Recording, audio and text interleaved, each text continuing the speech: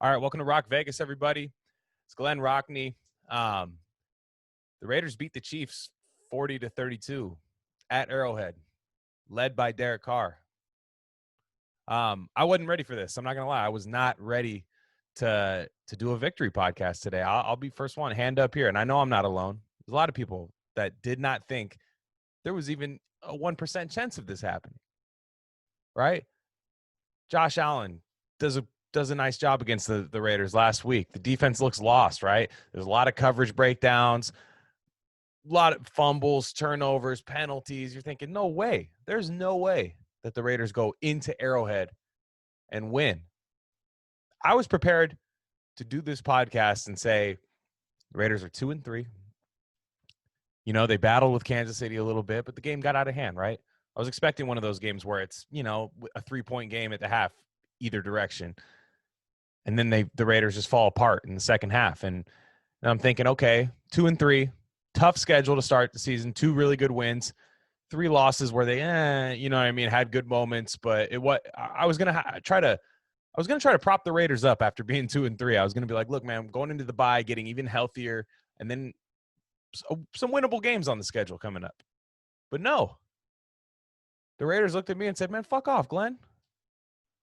We're gonna go in there and we're gonna win against the Chiefs, the defending champions, far and away the best team in football right now. There's not even a debate in that. So not only did the Raiders beat the Chiefs, it was not a fluke, right? It was not a fluke. The Derek Carr outplayed Patrick Mahomes today. I think John Gruden did not get outcoached by Andy Reid. Look, there were some questionable decisions by Gruden, like challenges and stuff like that. Certain play calls I didn't like, but he didn't get outcoached by Andy Reid today.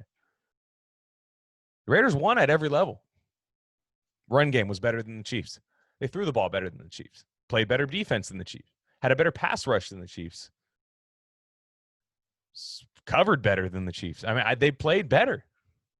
They played better than the Chiefs. Outplayed the best team in football that's in their division. So, yeah, you should be excited about this. Everybody should be excited about this.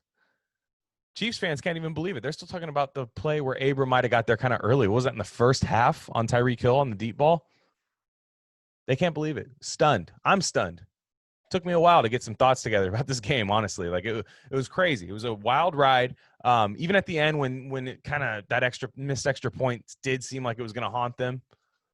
Kind of was like, look, man, this defense is playing good. And I'll get to that. I'm going to get to the defense specifically. But overall with the game, it was like, man, after kind of a shaky start, right, where the Chiefs looked like they were kind of accelerating past the Raiders, it was like, no, the Raiders weathered the storm. Came out and had a good second half on defense. I thought they played great defense in the second half. And the Raiders won. The Raiders beat the Chiefs in Arrowhead. I'm so excited. I honestly, like, look, people who might have tuned in for the first time the last 2 weeks might have thought, like, man, Debbie Downer over here.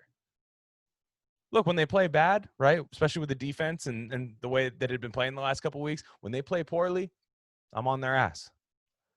But when they outplay the other team, especially a team this good, a team where it doesn't matter how you beat this team. You beat this team, it's worth celebrating. But when you beat them in every facet of the game, I think it's worth celebrating. And this is a celebratory podcast. Let's do it. So let's start. A couple key points.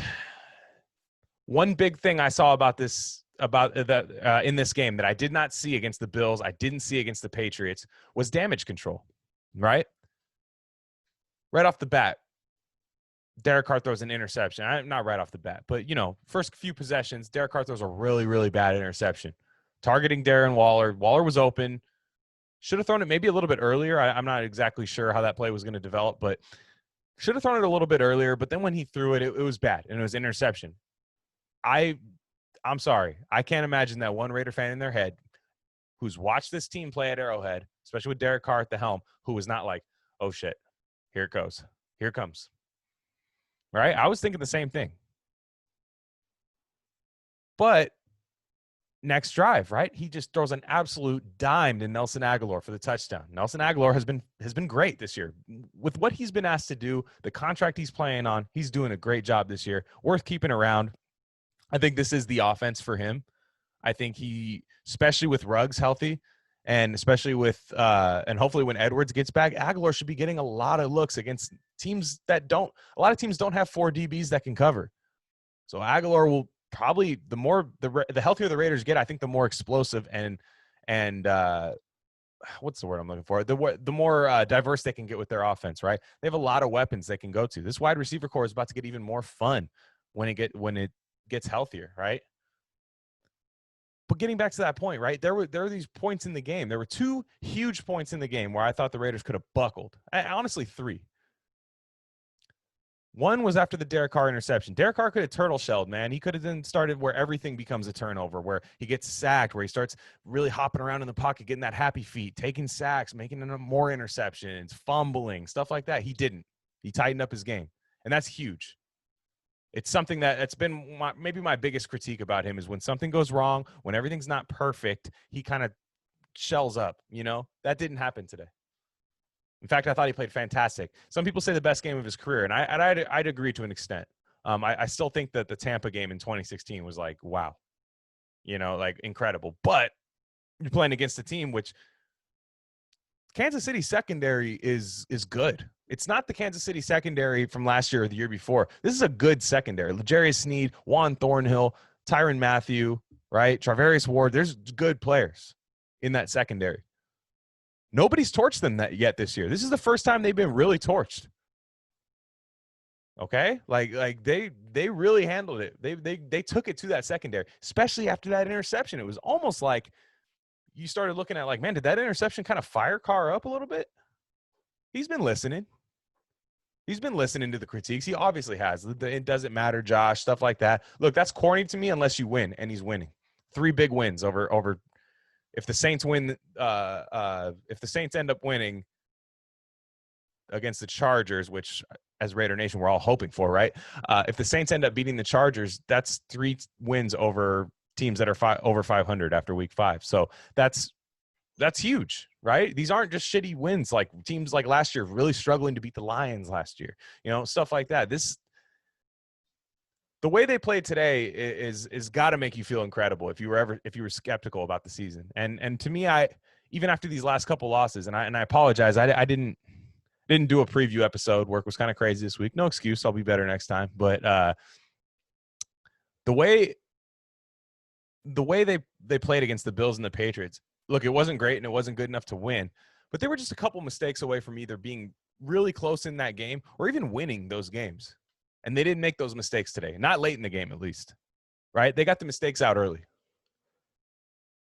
So that's one point in the game, right? That Darren Waller interception when they target Darren Waller and it just looked ugly, and we all kind of thought, ugh, okay, is this the Derek Carr meltdown time, right? Another point in the game was right after the second half, right? The Raiders, it's a tie game at the half. We're all okay with at least it being tied at the half, 24 all. Sure, right? We could all live with that. But the Raiders offense didn't come out banging in the second half right away. Chiefs looked like they made some adjustments. They were tightening up in coverage, and the Raiders had 2 kind of stalled out drives to start the game. And we're all thinking, okay, how much can this defense really do, right? What can this defense can this defense stop them for this long, right? Can they go back and forth with defensive stops? I didn't think they could. But credit to the defense, right? The defensive line was phenomenal today. I've given them a lot of shit. I've given last week. When does the Marinelli effect take place? Right? That was my big question. I got to quit. It's my pinned tweet, right? It won't be after this episode's uploaded, but it's my pinned tweet right now where I'm just saying like, dude, I'm not sure that there's a scheme change or a coaching change you could make that makes specifically this defensive line better. Very critical of Clelin Ferrell. Clelin Ferrell was great today. He looked like Clemson Clelin Ferrell. He's been grading well at PFF, and I expect him to have it on close to an elite grade. He was great. And that it kind of kept them floating while the offense kind of got recharged, you know? Because then the offense started rolling after that. They started rolling, started scoring. Mahomes wasn't comfortable in the pocket against the Raiders. He got chased out of the pocket, and look, he's phenomenal outside of the pocket. That throw to Kelsey over the middle across his body, what do you do against that? Even the 4th and 7 late in the game. He hits, I think it's Hardman over the middle, and Hardman gets it inside the 10. What do you do? There's certain things you can't do against him, but they made him uncomfortable. I think they watched the film of that Chargers game, and look, do the Raiders have Joey Bosa and Melvin Ingram? No, they don't. But I think they took a lot from that game, and it's like, look, we're not going to blitz. Because the times they blitzed, and that 4th and 7, they blitzed late in the game, and it didn't work. The times they blitzed, it looked terrible. But being down your 2 starting interior tackles, defensive tackles, Collins and Hurst, I didn't expect much pressure today. Dayton Jones, Kendall Vickers, Jonathan Hankins, all played out of their mind. Color me shocked. This defensive line really kept this offense afloat when the offense kind of staggered a little bit in the second half. We all kind of thought, is this the Andy Reid adjusting, Steve Spagnuolo adjusting, and John Gruden failing to adjust? No, it wasn't, right? Because the run game got even better in the second half. So the third part in the game that I thought was really that's like, this could have been one of those turning points in the game. So it's the Carlson missed extra point. Raiders finally get the lead in the second half. It's like, wow, damn near a whole quarter goes by and the Raiders get the lead. And it's like Carlson misses the extra point. So you're up 6, put a Chiefs touchdown, which can happen in like seconds. This offense that the Raiders are playing, this Pat Mahomes, Andy Reid offense, that they can score in seconds. So you're kind of thinking, like, do we even have a lead right now? Do the Raiders even have a lead? So, yeah, at the time you're thinking, is this what we're going to be looking at? And it lingered for the rest of the game, honestly. Even when the Raiders went up 2 scores after the Jeff Heath pick on 4th down, took it down inside the 5, the Raiders score. They're still only up 16. Touchdown and 2 2-point convert, 2 touchdowns, 2 2-point conversions away. Where at that extra point hit, they would be up by 17 points. And I didn't see the Chiefs getting 3 scores in 6 minutes there. But still, you got to give it to the defense. Is the defense good? I still don't think this is a good defense. No. But 1, they got a huge turnover when they needed it. And 2, they got pressure today. They got pressure.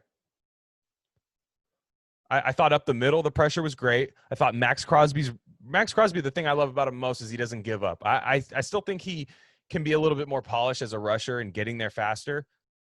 But on that play, I thought he could have had a sack fumble on the play where Mahomes, he kind of went to the outside of Mitchell Schwartz and then kind of threw Schwartz off him and chased Mahomes down from behind. You had Arden Key spying him. It was a really cool play.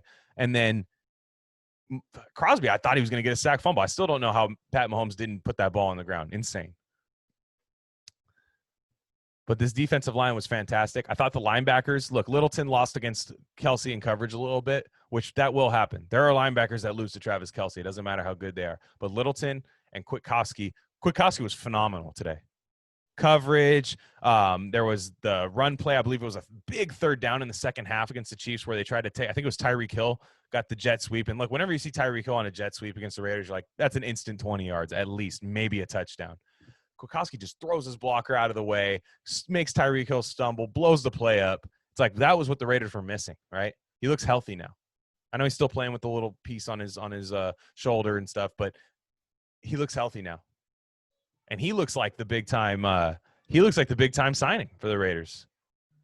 Littleton, I got to see more, but I thought both of them played pretty well. I'm gonna let the all 22 guys really, really take a good look at that game before I stick by that claim. But this defense held up in the second half. So between Carr having a really, really good game, damn near his best game of his career, and the defense holding up in the second half, how do you not feel fantastic about this game? Right?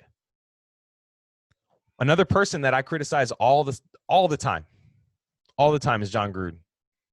In the offseason, had Marcus Johnson on here. We both kind of went at John Gruden because his record in December, second half adjustments, red zone offense. I thought he called a great game today. A great game. The running game, there were times it still looked predictable. That's something we're just going to have to deal with Gruden sometimes. But look, last week against the Bills, killed me when he wouldn't go for the touchdown. When the offense was moving the ball reasonably well, inside the red zone, he wants field goals against when you know you can't stop the other team. I think this week, even though the defense did play better, I think John Gruden kind of didn't trust his defense when it came to offensive play calling, which is really nice. Coach this game like you're down 14 points. That's the way I look at John Gruden when you're playing the Chiefs, because at any moment you could be against this Chiefs offense. And that's what he did. That's what he did. He went for it. Those sneaks with Derek Carr were great on those fourth down plays. I wanted them to go for it regardless of result. You play to win the game. Rest in peace, Denny Green. The quarterback sneaks with Carr were also good calls, right? To me, I didn't want to hear Alec Ingold. You know what I mean? Love Alec Ingold in the passing game, but don't do that random dive play to Alec Ingold. Everybody's seen that on film. Everybody's seen that. No, let Carr get it. And Carr got those first downs convincingly. Even after Zay Jones forgot to extend the ball there on third down. That one was kind of frustrating to me. But I thought Gruden coached this game aggressively. The field goals he decided to take, he had to, in my opinion, like on that first drive and later in the game as well. He settled for field goals to get up 9. That's okay. You're up 2 scores at that point. This offense is good. Derek Carr, 5th in the league in QBR. Russell Wilson hasn't played tonight, but you know what I mean? 5th in the league in QBR. He's playing well this year. John Gruden, I'm always kind of frustrated with him and stuff, but when the offense looks good, there's nothing better. There's nothing better than John Gruden after a win. When you look at your team, the Raiders, when they win and you see John Gruden happy, it's fantastic. I definitely see how people can romanticize it. But if they lose this game and the play calling isn't right, I don't feel any better. But Gruden's stock with me personally, way up right now. Way up. And for those of you who want Paul Guenther fired, it's not going to happen. It's going to take a really bad collapse for that to happen. And I just don't see it. I don't think that, I think Gruden loves Paul Guenther. And today, look, how can you say that he should be fired after today? How can you say that? I understand the performances against the Pats and the Bills, unacceptable. But it's sure not going to happen after today, after the bye week. And if they play a good game against the Bucs, which, look, by all means, I do think that the Raiders can beat the Buccaneers coming up. But Paul Guenther ain't losing his job. I'm just saying, John Gruden is loyal to his buddies, right? Knows Paul Guenther through Jay Gruden in Cincinnati days. I think he's always liked his defenses. He's always said he loved his defenses. And look, I think the scheme is good. It might be a little too complex for a young defense, right? But there are some cool, interesting looks that he throws at the defense. Like today, Mahomes didn't look very comfortable today. Every big play that he made, it kind of seemed like some hero ball, right? And then he did have some deep balls down the field, but the defensive line was crushing their offensive line, getting holding plays. A lot of plays got called back for the Chiefs because they simply could not block the Raiders' front four. So when Mo Hurst comes back, and I hope it's a mild case of COVID, and I hope he gets right back to it. When Mo Hurst comes back, Clelin Ferrell and Max Crosby keep playing the way that they're playing. And maybe this defensive line can be good or even just average, right? Because it's been bad. So another thing that really led a big factor that led to the Raiders winning to me is just getting Trent Brown and Henry Ruggs back on offense. Trent Brown took a lot of shit from people, and I've been kind of a defender on here because one, I can't pretend that I know Trent Brown's mental state. You know what I mean? To just he doesn't want to be part of the team. Look at this screenshot I found of their celebration. He's not jumping up and down. Yeah, motherfucker, he's hurt. You know, and maybe some people are introverts, man. Not every player is like Jonathan Abram. All juiced up, excited, talking shit. Not every player is like that. Trent Brown came out and had a nice game today, especially first game back. Look, he had a false start early. I think maybe 2. I'm not sure if he was credited with 2, but he had a false start early, and he looked a little rusty, but the run game looked a lot better. Jacobs was able to find some holes to that right side of that offensive line that I didn't see the last couple games. Devontae Booker, too, same way. Trent Brown's back. Richie Incognito may be back after the bye, I'm hearing. It'll be so nice to have this offensive line fully healthy. Fully healthy, right? Colton Miller had Frank Clark in hell today after we remember Colton Miller versus Frank Clark. I've made jokes on this podcast about it. It was ugly, especially that London game against Seattle. Great redemption game. Derek Carr had a redemption game at Arrowhead. I think that Colton Miller did as well. But Trent Brown's presence on that offensive line, it makes it look completely different. I think Derek Carr just feels – I think he feels just better having him there to where he could sit with that ball and let a route open up down the field. And Henry Ruggs, let's talk about it. Henry Ruggs being back does wonders for this offense. Does wonders. I had a clip on it. I posted it on Twitter, right? It's from in the offseason when I was going over all the position groups. I just thought that Henry Ruggs, his impact just being on the field makes defenses have to change their game plan, right?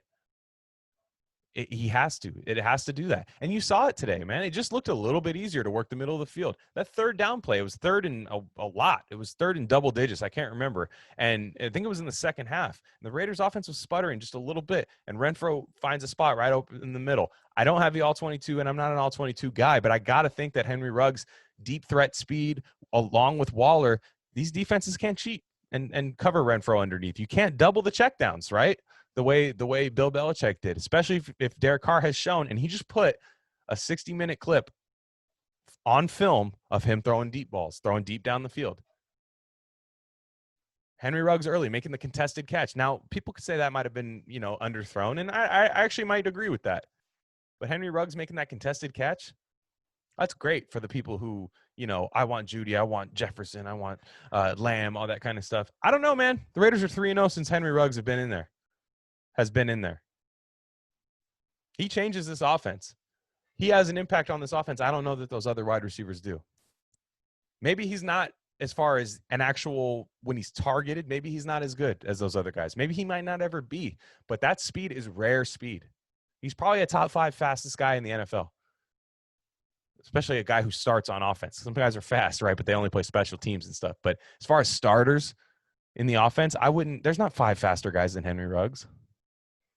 That speed is something you have to respect, and you saw it. This offense looks better. It's looked better in the 3 weeks that Henry Ruggs has played, and it hasn't looked as good in the 2 weeks that Henry Ruggs has played. And that's not a knock on Derek Carr, not a knock on anything. You just get better looks when he's on the field. So, yeah, I mean, I'm juiced about this win. No joke, juiced about the win.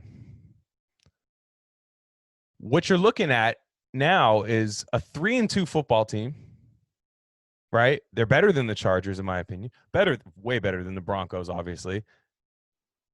Look, are they better than the Chiefs? I don't know, but they beat the Chiefs. Beat them again at home. And then you win any kind of tiebreaker against them. But this puts you at 3-2 after 5 tough games, right? Winning teams. They've played only good teams. Carolina might fizzle out at the end of the season, but they're winning football games right now. They're well coached. It looks like they're well coached. And that week 1 win where we were kind of like, kind of close, 35-30 game, I want to say it was. And you're like, I don't know about this. It's looking a lot better now. So look, like they're 3-2 going into the bye week. Who knows, man? I don't know what Bryan Edwards' status is. What if you get Bryan Edwards back against Tampa? And you have a healthy Trent Brown, healthy Richie Incognito. You might have one of the best offenses in the NFL. No joke. If Gruden keeps pushing, getting aggressive, Carr takes the shots that are there, run game I think is only going to get better. I think the bye week's going to do wonders for Josh Jacobs, because if you notice with Josh Jacobs, he still looks a little, not off, I won't say off, because I think he's still running the ball well, but it looks like every time he goes down, it's tough to get up. Right? That weird twist, like he looked like he was playing Twister when he got tackled there. It was ugly. So I think 2 weeks off is going to do him wonders, right? Put him on ice. I don't even need him to practice. Just put him on ice. Because that's a guy right there I think is going to get even better, especially when the offensive line gets healthy. And I think it's time to get excited. It's time to get excited right now. You had 2 big wins at the beginning of the year, 2 bad losses, which might have had you at like, we'll see, right? Had me, I'm like, look, maybe this is an 8-8 team. You beat this Chiefs win is huge. This is the type of thing where the season could have gone. It's like those choose your own adventure novels, right? Where like you pick one way and the story goes a completely different way. You pick the other way and it goes the way you want it to. And I think this win against the Chiefs, which I'm not going to lie, there's only been 5. I can count like maybe on 2 hands the amount of people that sincerely thought the Raiders were going to win. And look, let's be real. They predict the Raiders to win every single week and have been wrong more than they've been right.